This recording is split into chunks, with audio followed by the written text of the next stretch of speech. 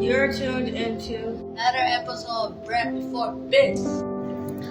On tonight's episode of Bread Before Bed, we are in Genesis, the 25th chapter, and this chapter is subtitled Abraham Dies. And it reads, Then Abraham took a wife, and her name was Keturah, and she bare him Zimram, Jokshan, Medan, Midian, and Ishbak, and Shua.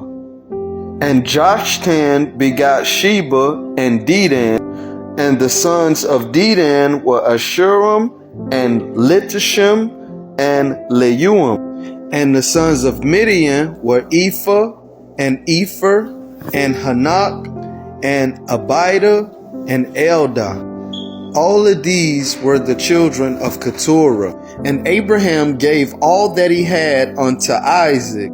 But unto the sons of the concubines which Abraham had, Abraham gave gifts and sent them away from Isaac his son, while he yet lived eastward unto the east country.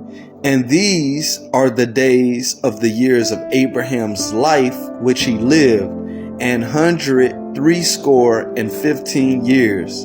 Then Abraham gave up the ghost and died in a good old age, an old man and full of years, and was gathered to his people, and his sons Isaac and Ishmael buried him in the cave of his people. And his sons Isaac and Ishmael buried him in the cave of Machpelah in the field of Ephron, the son of Zohar the Hittite, which is before Mamre, the field which Abraham purchased of his sons of Heth, of the sons of Heth. There was Abraham buried, and his wife Sarah. And it came to pass after the death of Abraham that God blessed his son Isaac, and Isaac dwelled by the well in Lahai Roi. Now these are the generations of Ishmael, Abraham's son, whom Hagar the Egyptian, Sarah's handmaid, bare unto Abraham. And these are the names of the sons of Ishmael by their names according to their generations. The firstborn of Ishmael, Nabajah, and Kedar, and Adbel, and Mitsam, and Mishma, and Duma, and Massa, Hadar, and Tema, Jeter, and Naphish, and Kedemah. These are the sons of Ishmael, and these are their names by their towns and by their castles, 12 princes according to their nations. And these are the years of the life of Ishmael, 137 years. And he gave up the ghost and died, and was gathered unto his people, and they dwelt from Havilah unto Shur, that is before Egypt, as thou goest toward Assyria, and he died in the presence of all of his brethren. In this section, starting at 19, is subtitled Jacob and Esau, Isaac's twin sons. And these are the generations of Isaac, Abraham's son. Abraham begot Isaac, and Isaac was 40 years old when he took Rebekah to wife, the daughter of Bethuel the Syrian of Padan Aram, the sister of Laban the Syrian. And Isaac entreated the Lord for his wife because she was barren, and the Lord was entreated of him, and Rebekah his wife conceived. And the children struggled together within her, and she said, If it be so, why am I thus? And she went to inquire of the Lord. And the Lord said unto her, 2 nations are in thy womb, and 2 manner of people shall be separated from thy bowels, and the one people shall be stronger than the other people, and the elder shall serve the younger. And when her days to be delivered were fulfilled, behold, there were twins in her womb. And the first came out red all over like a hairy garment, and they called his name Esau. And after that came out his brother, and his hand took hold on Esau's heel, and his name was called Jacob. And Isaac was 80 years old when she bare them. Starting at verse 27, it's subtitled, Esau Sells His Birthright. And the boys grew, and Esau was a cunning hunter, a man of the field, and Jacob was a plain man, dwelling in tents.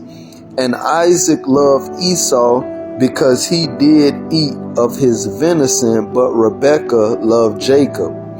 And Jacob sought pottage, and Esau came from the field, and he was faint.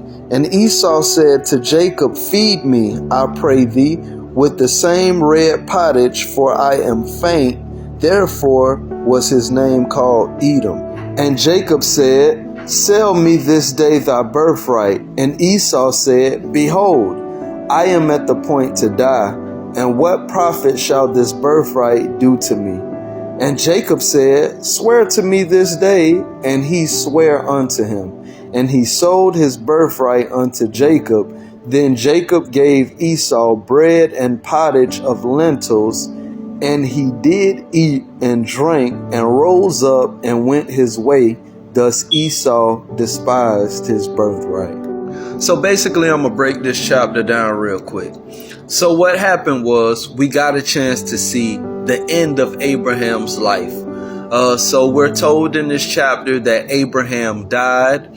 And Abraham made the executive decision, right, to leave everything he had to his son Isaac, though he had other children from another woman once Sarah had died. The reason that he did this is because God told Abraham that the promised lineage would come through Isaac. So the blessing of the birthright was given to Isaac, and Abraham didn't want any of his other children with the wife outside of Sarah to come in the way of that, or to get that confused.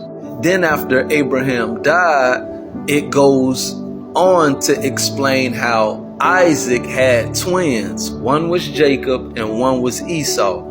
And the Bible talked about how at first Isaac's wife couldn't have kids, but God miraculously opened her womb and gave her the opportunity to have kids. And when she finally was pregnant, the babies were struggling in her womb, and she didn't know what was going on. At this particular time in life, they ain't have ultrasounds and stuff like that, so she couldn't see what was going on. So she actually thought that she was finna have a miscarriage or something, or that something was wrong. So she went and prayed to God, and God explained to her, nah, they just twins and they fighting in the womb. And God told her, one of them gonna be stronger than the other, one of them gonna have mightier descendants, so on and so forth. So when she gave birth, Esau came out, but Jacob was grabbing his heel, and they got named after their characteristics.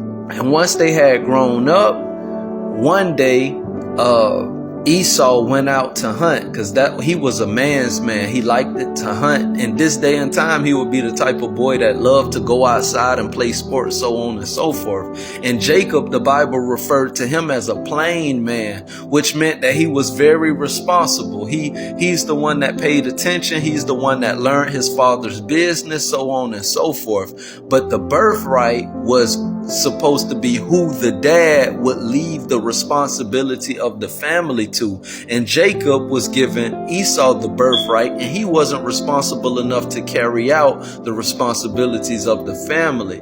So what Jacob did is Jacob tricked Esau into selling him the birthright, because he knew that Esau was tired and hungry. And guess what Esau did? He sold it to him, because he didn't care about the birthright anyway, because he wasn't a very responsible child. And those are just some of the pull-out points that we learned in this chapter. And that concludes